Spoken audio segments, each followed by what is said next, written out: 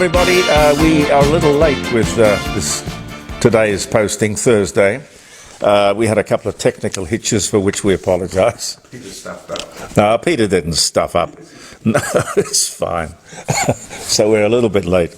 Now, this is the special delivery letter that my dear friend Sue sent me, containing the 26 pages of the Uluru Statement from the Heart, all the bits that we were not meant to see. And just to show you that the world is slowly going crazy, on the front of it here, it talks about the person's name, the country, the state, the address, and then down here it says, traditional place name, if possible. Traditional place name, if possible. That's part of the address? Is that some sort of weird tokenism? And on the back of it, with a little Aboriginal drawing, it says, Australia Post acknowledges the traditional custodians of the land on which we operate, live and gather as employees. The world is just going woke, isn't it? Amazing stuff. And we recognise their continuing connection to the land, the water and community. We pay respect to elders, past, present and emerging. I guess they rub their hands together and say, well, that's kind of like it covers everything. Anyway, on the show tomorrow, when I have a bit more time, because we're live streaming, 3 hours, jeremycordeaux.com, I will have the opportunity to go through this with you. I hope you enjoyed the Peter Credlin piece that we had, and thank you to Sky News for letting us run that. I think she, as I said to you yesterday, belled the cat. I will leave that there. Now, what we said last week, or earlier this week maybe, that we're going to do next week the ordinary post here on Facebook of the Court of Public Opinion from the garage through until Friday, when we'll again have our live streaming show. I've got some interesting guests lined up too, which I'll tell you about tomorrow. Now, if you want us to continue doing this broadcast or posting in Facebook, will you tell me? Because we're thinking that after the end of next week, we'll have a podcast, Monday, Tuesday, Wednesday, Thursday, and the live streaming show, 3 hours on Friday. But if you want us to keep up the Facebook page from the garage, tell me, give me that feedback. We'll look at the dates in a little while, some interesting dates too, I must tell you, for Thursday. Yeah. Talking about things Aboriginal, the Aboriginal Heritage Cultural Foundation Act of Western Australia. This is the one that had the farmers up in arms because they couldn't plough a field. They basically had to go and find somebody and get his or her permission to use the land, to farm the land. Well, of course, it wasn't workable from the start, but it has now been scrapped. Whether that's a permanent scrapping or not will be interesting to see. I'm not surprised that they got rid of it, because it was a problem for Canberra. I'm not surprised. The implications and ramifications of that act were horrific. But I'm afraid the reason that they dumped it is that Anthony Albanese got on the phone and told the Western Australian Premier to scrap it, as the legislation, well, people would be able to see exactly what a yes vote for the upcoming referendum would mean. Now, I can't prove that. Can't prove it. But I'll bet I'm right. And you know that the legislated voice here in South Australia has been, what was the expression, put on hold because it was confusing people. No, I think it was annoying people and I think it was enlightening too. Anyway, more to come. Speaking of the voice, it's not the voice, it's the invoice, as somebody sent me the other day. I love that. I think that's great. It's not the voice, it's the invoice, because that's what's coming right after it. The ABC, when you look at the coverage, is a disgrace. So one-sided. No attempt to balance the story. Nothing. The date of the referendum, by the way, is tipped to be the 14th of October. Circle that in your diary. All the polls seem to indicate that it won't get up. But until we know for certain, no one can rest easy. This voice is dangerous, and I've said often it's a Trojan horse, the true meaning of which, or contents of which, we will not know about until it's too late. I saw the Prime Minister on the ABC saying, what was it? If we go on doing the same thing, talking about the plight of Aboriginal people, well, there's no dispute they are in trouble, but we have to argue about why they're in trouble. Yes, his argument was, if we go on doing the same thing, we can't expect a different outcome. Well, what he doesn't tell us is how this voice would produce a different outcome. On the Insiders, he listed all of the problems Aboriginal people face, and he could not explain, and indeed wasn't asked, how the voice would fix these things. And he couldn't explain why, as he knew what the problems were, chapter and verse, that he couldn't just get on and fix them. If they were fixable. I don't think they are fixable, because most of those problems, neonatal problems, postnatal problems, health problems generally, education, incarceration, alcoholism, shorter and shorter lifespan, domestic violence, all of these things really, when you look at them, spring from individual choices. This is true. People choose to drink while they're pregnant, sniff petrol. People choose to break the law. They choose not to go to school, or can't or won't send their children to school. They choose to beat up their spouses. All of these personal choices. Now, how anybody could portray these problems as fixable from Canberra, I have no idea.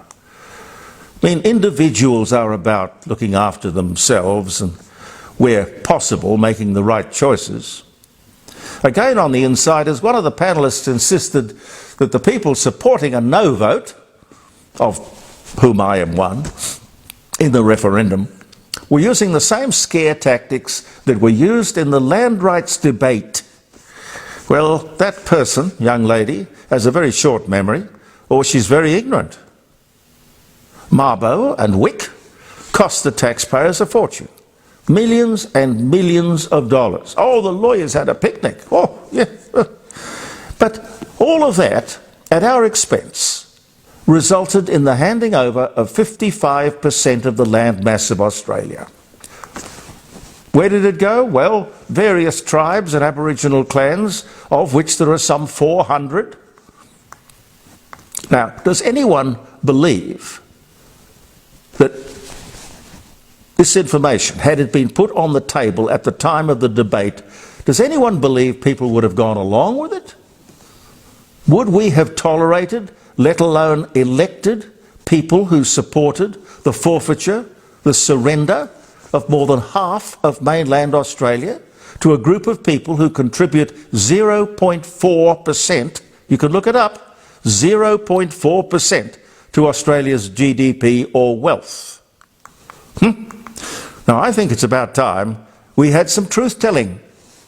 Then again, of course, there are some people who can't or won't handle the truth, or prefer to hide it or distort it. Peter Malinauskas is meeting with various people, I'm told, to find some interesting ideas to progress the state. Well, I think those sort of think tank things are good. When I had 5AD and 5DN, we would regularly get interesting people, both in-house and outside, not consultants, you understand, but just good thinking, smart people. and we'd sit around, have a few drinks, and talk about the possibilities.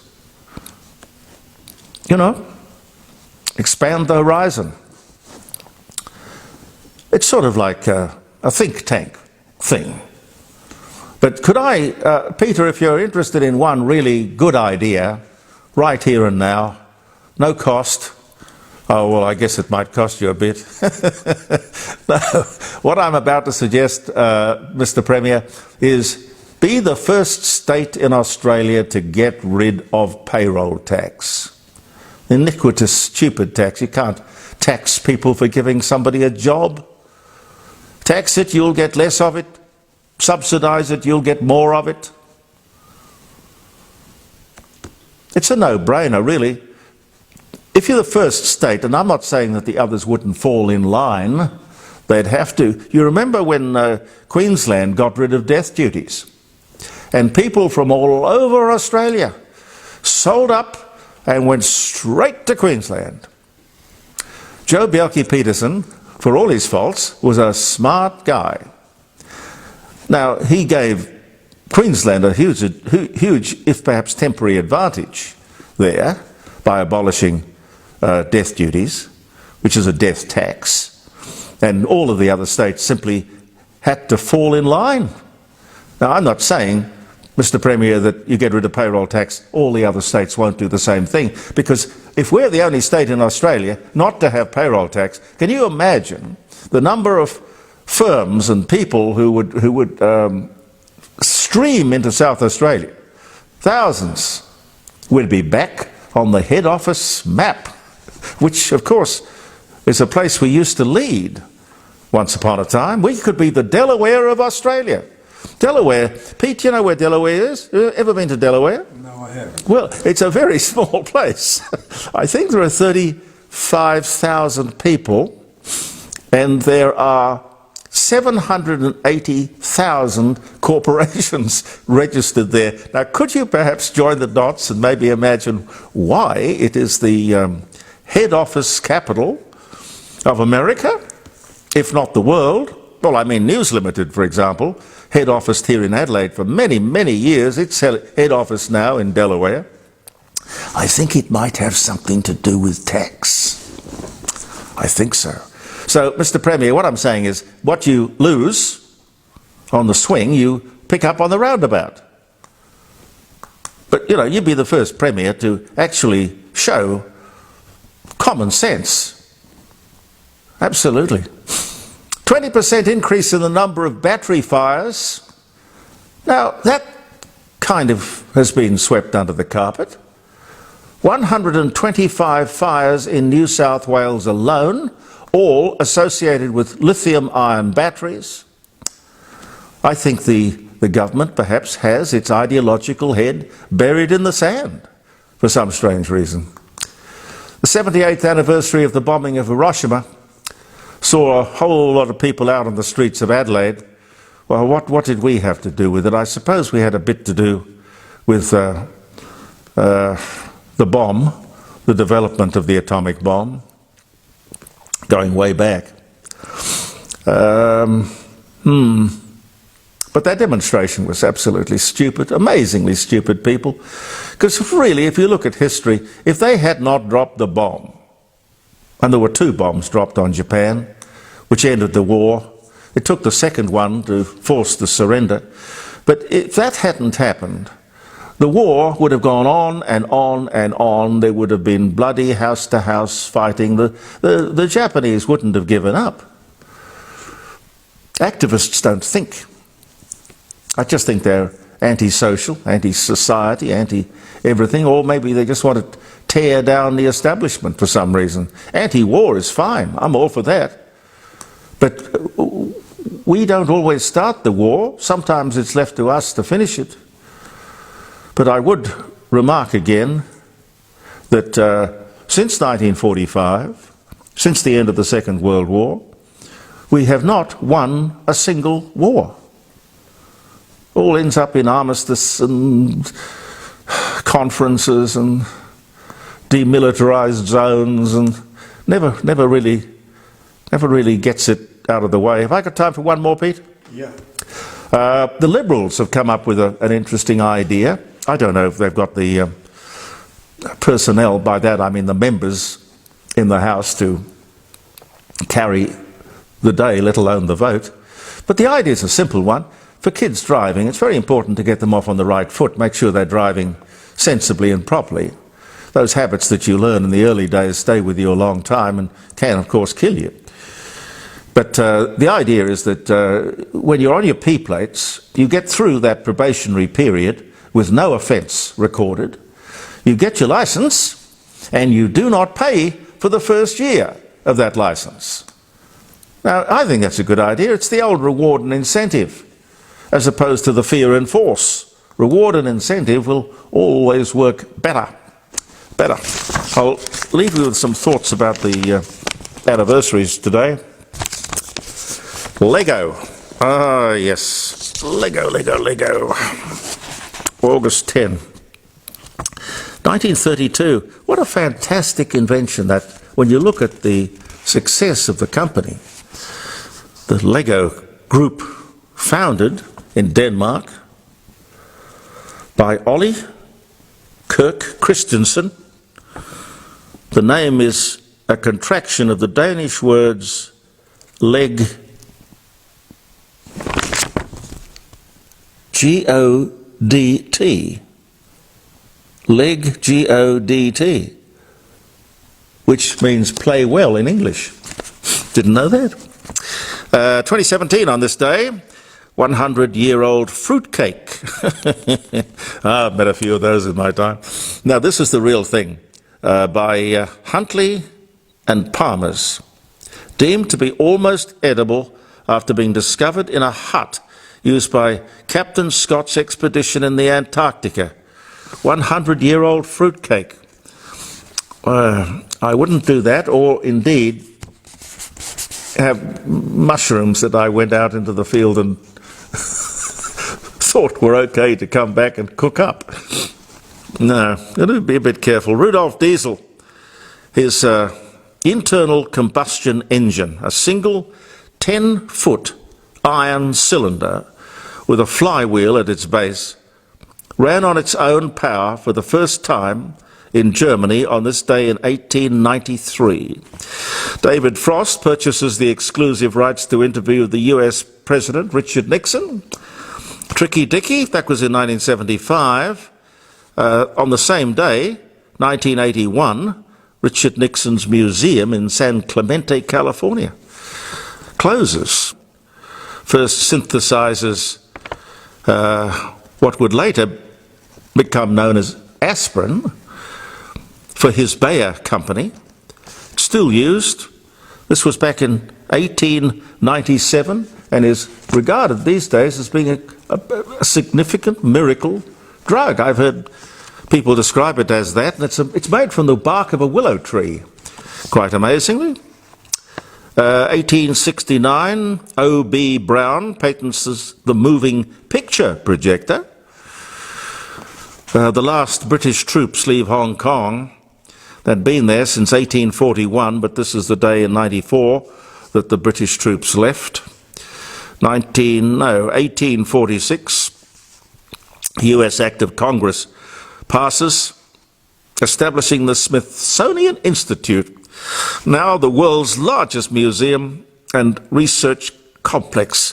I spent about, whole day, I think, in the Smithsonian in Washington, and it's a most amazing place. If you're interested in aeroplanes, I'm interested in aeroplanes. They have everything from space shuttles to, bombers and things hanging off the roof. It's amazing, the Smithsonian Institute. I think we might leave it. No, maybe just one more. 1942, General Bernard Montgomery appointed the commander, British 8th Army in North Africa. That was in 42. In 43, Adolf Hitler watches the lynching of Allied pilots. On the same day, 1945, Japan announces a willingness to surrender to the Allies, provided Emperor Hirohito's status remains unchanged. Yes, that was a funny thing that Eisenhower went along with and Montgomery went along with, because it was the one condition of an unconditional surrender that the Emperor stayed in place. Anyway, look forward to talking to you tomorrow. We'll be there from 9 o'clock, live streaming, jeremycordeaux.com. Have I forgotten anything, Pete? Phone number? Oh, give me the phone number. 0412. 0412. Oh, sorry, 0491. Oh, yeah. 0491. 65. 65. 68. 68. 60. Right. I just got a terrible memory for numbers. I don't know what it is. My dyslexia, ladies and gentlemen. I know you'll forgive me. Believe in yourself. See you tomorrow. I'm Jeremy Cordeaux. Pete and I will be back to have a bit of fun. Hope you can join us.